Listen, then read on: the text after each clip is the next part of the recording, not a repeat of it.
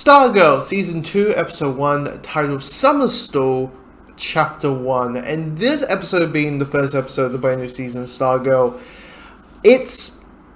for the first episode, it's not that... it's fine, okay? It's a fine episode. But what you...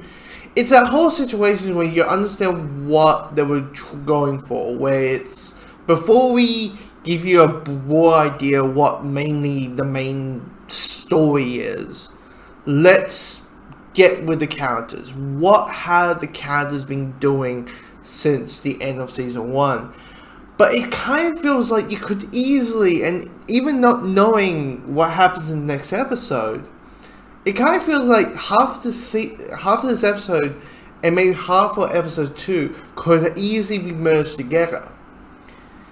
Because, yes, you're having this whole thing of Courtney is being that type of person, that type of superhero who's kind of doing the whole thing of like evil is around every corner. And everyone else is like, come on, the Injustice Society are done, they're finished. You know, when someone comes up again, if there's someone evil, another bad guy showing up, we'll take care of him. We'll take care of her, them. You know, but right now, let's just be kids, or let us be kids, and let you just take Stargirl west. While Courtney's like, I can't. You know, that chose me. But the problem is, it's like you're having like 7 or at least like several conversations of the same conversation, but it's just with different characters. It's like, it's Pat and Courtney, or it's Wildcat Courtney, and it's this character Courtney, and it's just felt just like really repetitively repeating and dying across the head to the point it felt like they didn't really have much to go on and fill the 41 minutes. I mean, there's stuff doing with all the other characters, like Dr.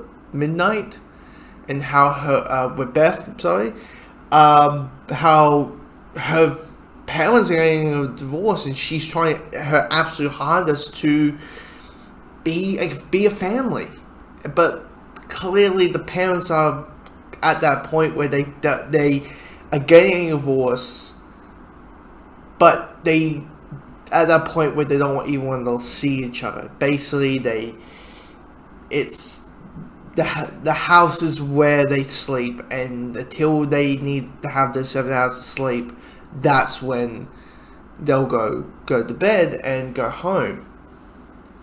And you can feel Beth's struggles, and you can see how she's slowly becoming lonely, and she feels like she's back where she was back in Season 1, where she was this lonely kid who didn't have many friends. Then you have, you know, Wildcat, and she feels contemplating about killing or damaging all the events that happened with her and Brainwave, and how she's getting like PTSD, going to church, going to professions, and saying to the priest and say, hey, can you just leave me in the profession thing for a couple of minutes, just need a cry or just a good sit there, all that. But outside of that, it's nothing really much until what happens in the last 2 minutes, which is we meet Jade, Alan Stark's daughter. You know, the Green Lantern. You know, the Green Lantern is now going green,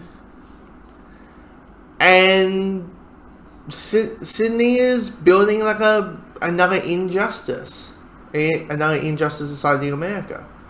That's it.